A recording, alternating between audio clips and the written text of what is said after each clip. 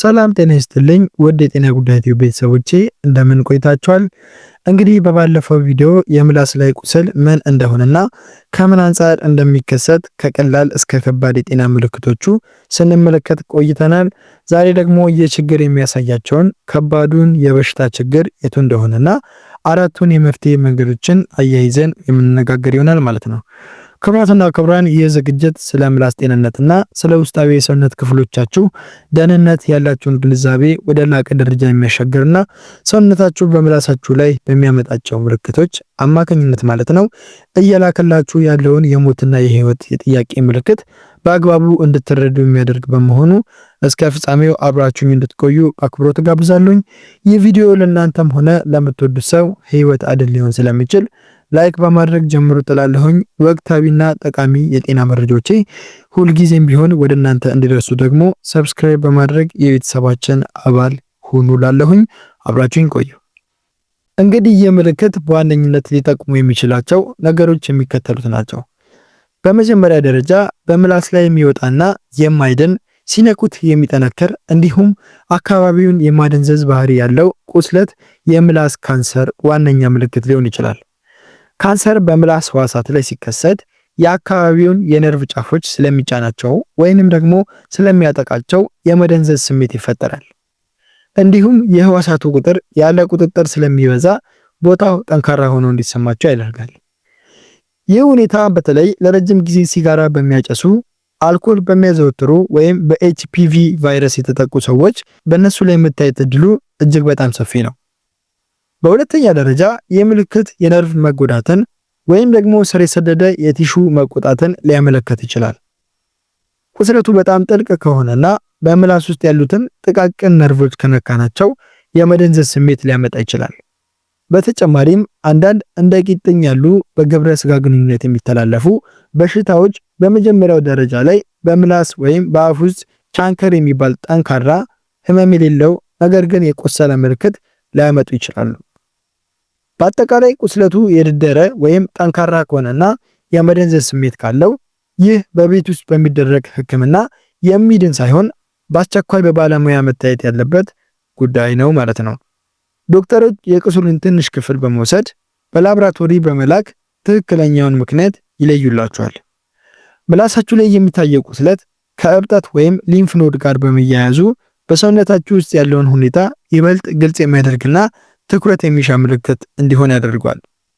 እንዲህ ያለው ሁኔታ የሚከሰተው በምላሳችሁ ላይ ያለው ችግር በአንድ ቦታ ብቻ የተገደበ ሳይሆን የሰውነታችሁ የበሽታ መከላከል ስርዓት ወይም ኢሚዩን ሲስተማችን ማለት ነው ለጉዳዩ ምላሽ መስጠት ሲጀምር ነው።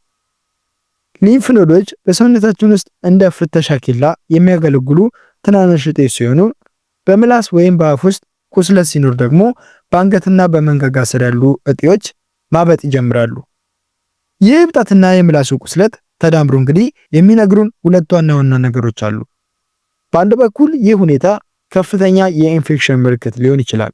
በምላሳችሁ ላይ የወጣው ቁስለት በባክቴሪያ፣ በቫይረስ ወይም ደግሞ በፈንገስ አማካኝነት የተፈጠረ ከሆነ የሰውነታችሁ መከላከያ ሰራዊት ኢንፌክሽኑ ወደ ሌላ የሰውነት ክፍል እንዳይሰራጭ በአንገታችሁ ስር ባሉት እጢዎች ማለት ነው ውስጣቸው ላይ ጦርነት ይከፍታል። በዚህ ጊዜ እጢዎቹ ማበጥ ይጀምራሉ፣ ሊያሟችሁም ይችላሉ። ኢንፌክሽኑ ሲድን እጢዎቹም አብረው ይከስማሉ ማለት ነው። በሌላ በኩል ግን ቀደም ብለን እንደጠቀስነው ቁስለቱ ጠንካራና ደንዛዥ ሆኖ በአንገት ላይ ከመጣ ህመም የሌለው እብጠት ጋር ከተያያዘ ደግሞ ይህ ሁኔታ በምላስ ላይ የጀመረው የህዋሳት መዛባት ወይም ካንሰር ወደ ሊምፍ ኖዶች መሰራጨቱን የሚያሳይ ምልክት ሊሆን ይችላል ማለት ነው። የካንሰር ህዋሳት በሊምፍ ፈሳሽ አማካኝነት ተጉዘው ማለት ነው በአቅራቢያው በሚገኝ እጢ ውስጥ ሲያርፉ እጢው እንዲጠነክርና እንዲያብጥ ያደርጉታል። ይህ አይነቱ እብጠት ብዙውን ጊዜ ልክ እንደ ቁስለቱ ህመም ሊኖረው ስለማይችል ሰዎች ሳያውቁት ረጅም ጊዜ ሊቆዩ ይችላሉ።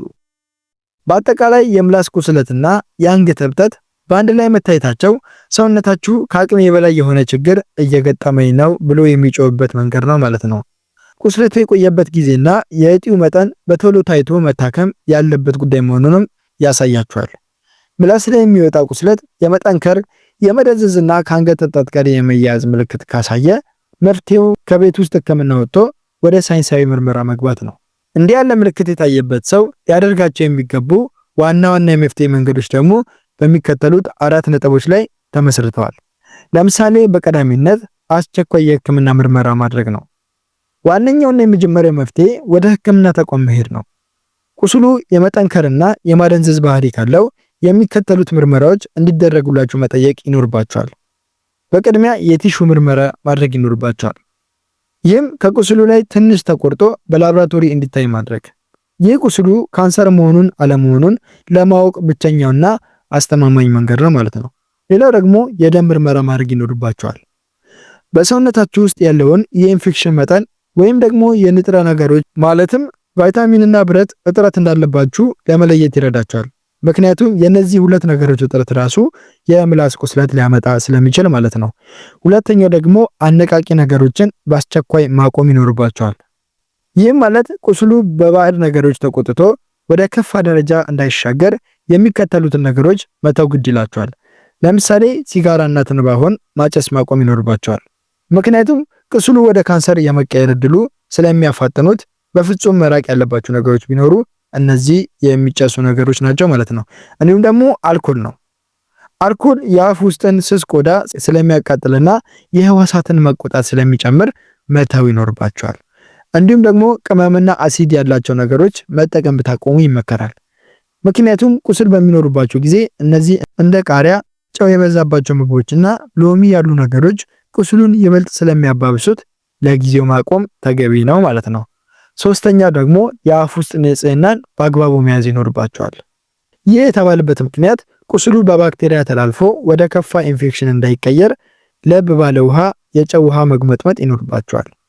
በቀን ከ3 እስከ 4 ጊዜ መግመጥመጥ ቁስሉ አካባቢ ያለውን ባክቴሪያ ለመግደል ወይም ለመቀነስ ይረዳቸዋል ማለት ነው። እንዲሁም ለስላሳ የጥርስ ብሩሽ መጠቀም ይኖርባቸዋል።